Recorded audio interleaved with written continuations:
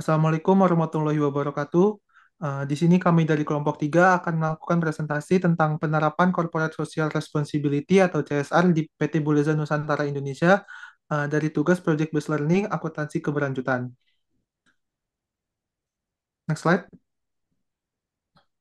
Untuk anggota kelompoknya, kami dari kelompok 3, yaitu yang pertama ada Fatur Rahman Asidik dengan NPM 211031113, lalu ada Christian Tommy dengan NPM 2211031179, lalu ada Angelin Tania Wijaya dengan NPM 2311031023, lalu ada Elizabeth Gita Rosaliana dengan NPM 2311031117, lalu ada Olivia Camila Rosa dengan NPM 2361031001.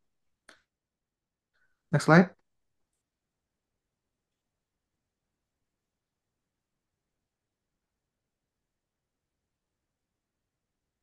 Next slide.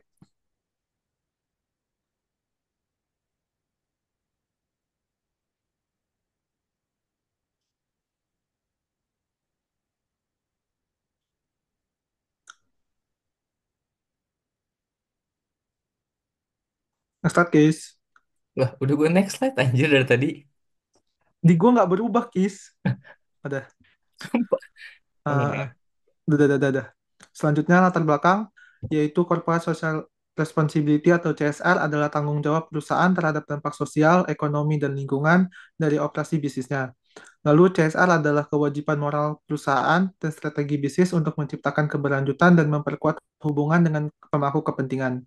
Lalu untuk dasar hukumnya di Indonesia sendiri yaitu pasal 74 Undang-Undang Nomor 40 Tahun 2007 tentang perseroan terbatas, yaitu perusahaan mengharuskan terkait dengan sumber daya alam dengan melaksanakan tanggung jawab sosial dan lingkungannya. Selanjutnya, next slide.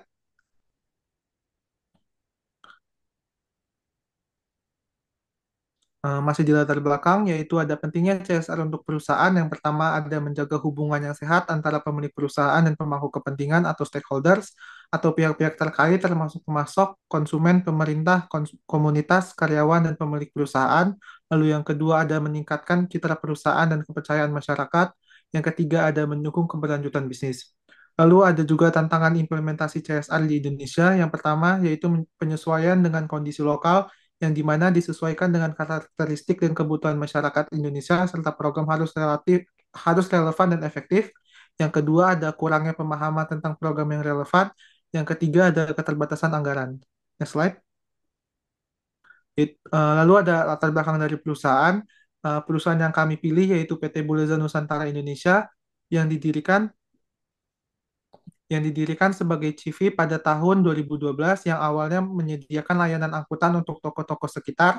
Lalu pada tahun 2018 perusahaan bertransformasi menjadi PT untuk memenuhi permintaan transportasi yang meningkat dengan semboyannya yaitu mengantarkan semua barang ke seluruh Nusantara. Langkah ini bertujuan untuk meningkatkan kepercayaan diri, kapasitas operasional, dan posisi di industri ekspedisi nasional. Lalu PT Buleza Nusantara Indonesia juga mengoperasikan amanda besar yang berdampak pada lingkungan terkait emisi karbon dan pengelolaan limbah. Perusahaan juga berkontribusi positif kepada masyarakat lokal melalui pemberdayaan, penyediaan lapangan kerja, dan dukungan pembangunan nasional. Next slide.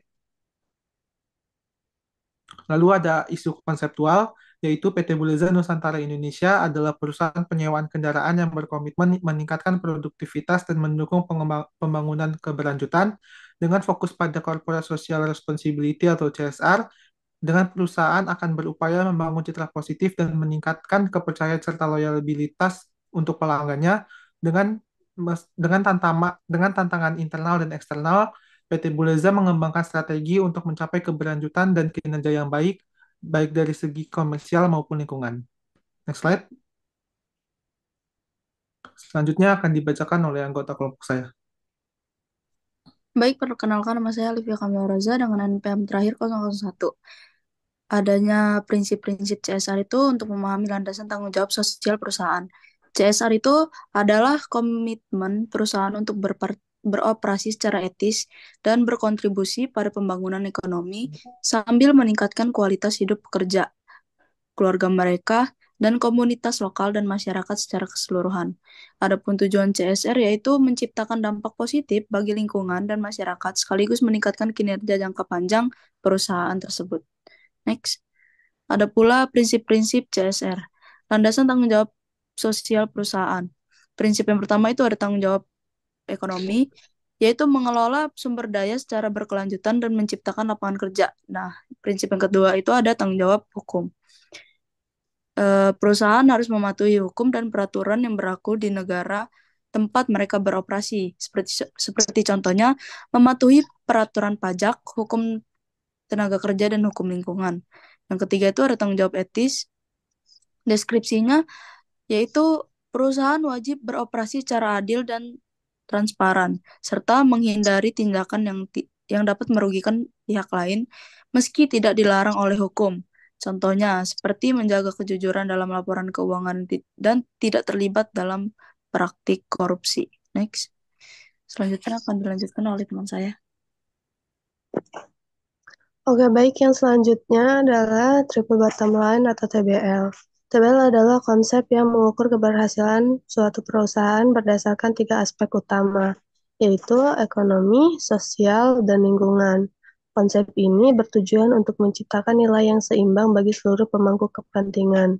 Dalam perkembangannya, TBL telah diadopsi dalam pelaporan keberlanjutan seperti GRI, serta mendukung strategi perusahaan dalam menghadapi isu global seperti perubahan iklim dan ketimpangan sosial. Namun, masih ada tantangan besar seperti kurangnya standar pengukuran yang seragam, serta aspek sosial dan lingkungan yang seringkali kurang diutamakan dibandingkan dengan aspek ekonomi. Next.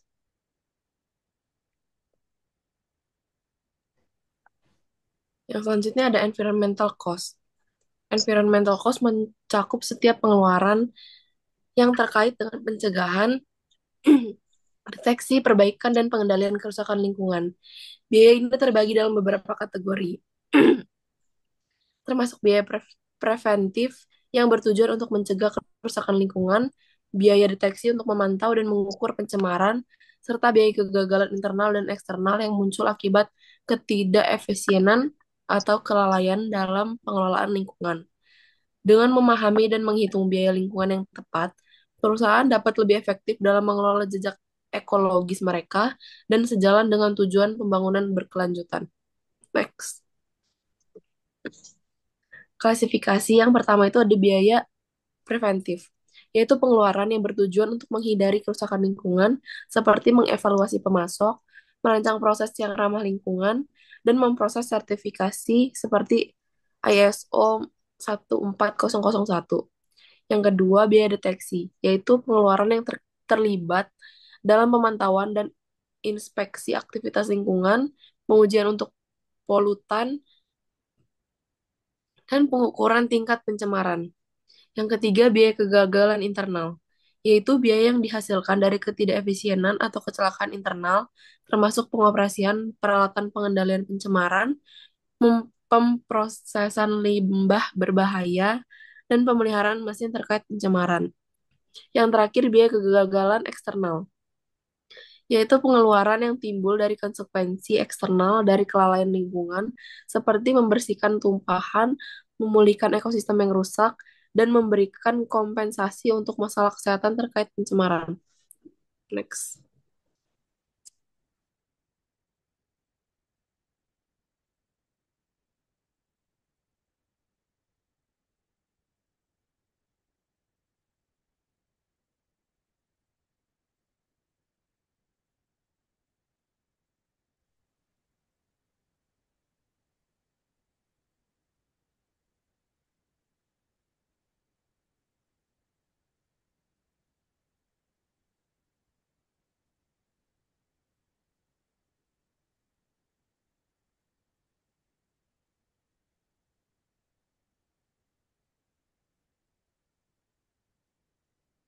Ke belakang lagi. Oke. Selanjutnya, environmental performance.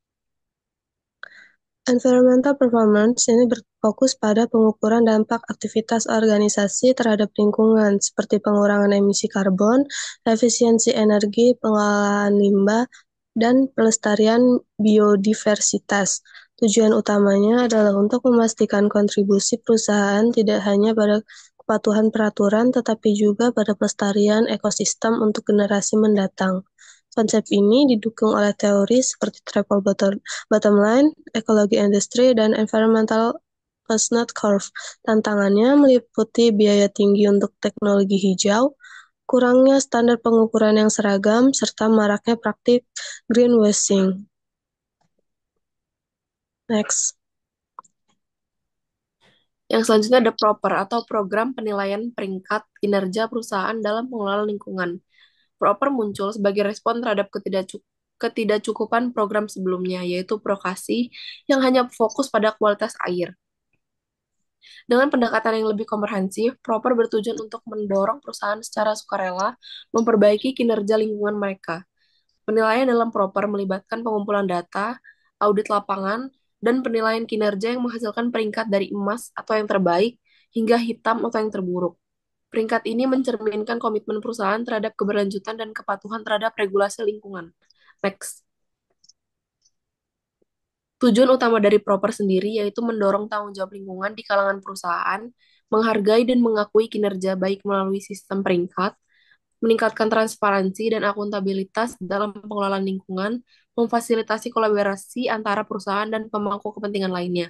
Sampai saat ini, Proper telah meningkatkan kesadaran lingkungan di kalangan bisnis dan mendorong perusahaan untuk menerapkan praktik yang lebih baik. Next. Selanjutnya, hasil analisis Corporate Social Responsibility atau CSR. Yang pertama, apa tantangan utama yang dihadapi oleh PT Bulesa Nusantara Indonesia dalam memulai program Corporate Social Responsibility ini? Ada dua faktor. Yang pertama, faktor internal, yaitu keterbatasan anggaran, karena sebagai besar dana dialokasikan untuk operasional, sehingga anggaran untuk CSR terbatas. Yang kedua, kurangnya keahlian.